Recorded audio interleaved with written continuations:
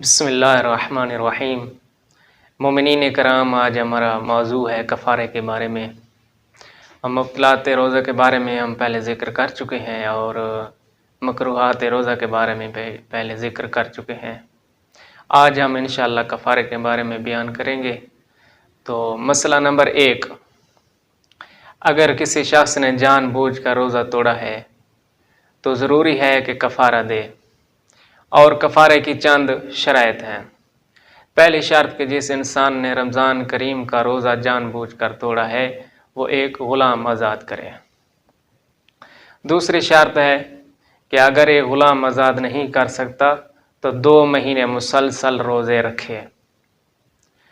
اور تیسری شرط ہے کہ مثلاً اگر 2 مہینے کے مسلسل روزے نہیں رکھ سکتا تو 60 فقیروں کو پیٹ بھر کر کھانا کھلائے، اور اگر 60 فقیروں کو پیٹ بھر کر کھانا نہیں کھلا سکتا تو ہر فقیر کو 1 مد طعام تقریباً 3/4 کلو یعنی گندم، جو یا روٹی وغیرہ دے۔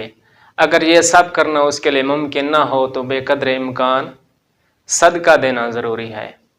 ہاں، اگر صدقہ بھی نہیں دے سکتا تو صدقہ دینا بھی اس کے لیے ممکن نہ ہو تو پھر توبہ استغفار کرے، کیونکہ توبہ استغفار کرنے کے لیے انسان کے گناہ معاف ہو جاتے ہیں، اور یہ ہر وقت دروازہ کھلا رہتا ہے توبہ استغفار کا۔ اور احتیاط واجب یہ ہے کہ جس وقت کفارہ دینے کے قابل ہو جائے، یعنی اس کے اندر استطاعت آ جائے، تو اس وقت وہ کفارہ دے۔ اور مسئلہ نمبر 2، ایک شخص کفارے کے طور پر رمضان کے روزے 2 ماہ رکھنا چاہتا ہے تو ضروری ہے کہ وہ روزے اس وقت نہ رکھے جس کے بارے میں وہ جانتا ہے کہ 1 مہینے اور 1 دن کے درمیان، یعنی 31 دنوں کے درمیان عید قربان کی طرح کوئی ایسا دن آ جائے جس کا روزہ رکھنا حرام ہے۔ مثلا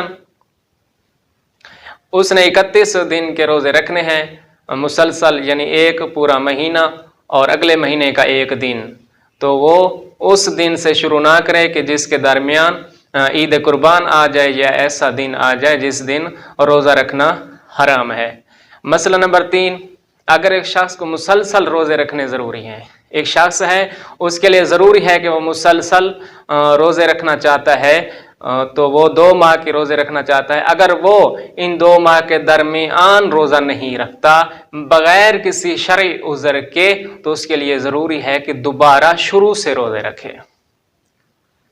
اور مسئلہ نمبر 4، اگر ایک شخص نے رمضان میں روزہ توڑا ہے اور اس کے بعد دن میں کئی دفعہ کچھ کھایا ہے یا پیا ہے یا مباشرت کی ہے تو ان سب کے لیے ایک ہی کفارہ کافی ہے اور دوسرا کفارہ نہیں ہو سکتا۔ مسئلہ نمبر 5،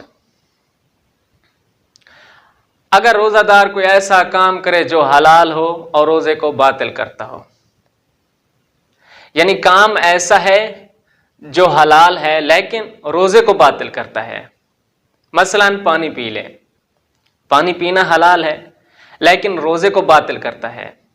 اس کے بعد کوئی ایسا کام کرے جو حرام ہو اور روزے کو باطل کرتا ہو، مثلا حرام غذا کھا لے، کیونکہ حرام غذا کھانا بھی روزے کو باطل کر دیتا ہے، تو ان کے لیے ایک کفارہ کافی ہے۔ مسئلہ نمبر 6، ایک شخص جان بوجھ کر اپنا روزہ باطل کرتا ہے۔ اگر کوئی شخص جان بوجھ کر اپنا روزہ باطل کرے اور اگر وہ ظہر کے بعد سفر کرے یا کفارے سے بچنے کے لیے ظہر سے پہلے سفر کرے، کفارے سے بچنے کے لیے ظہر سے پہلے سفر کرتا ہے تو اس پر کفارہ ساقط نہیں ہوتا۔ اگر ظہر سے پہلے اتفاقاً اسے سفر کرنا پڑے تب بھی کفارہ اس پر واجب نہیں ہے۔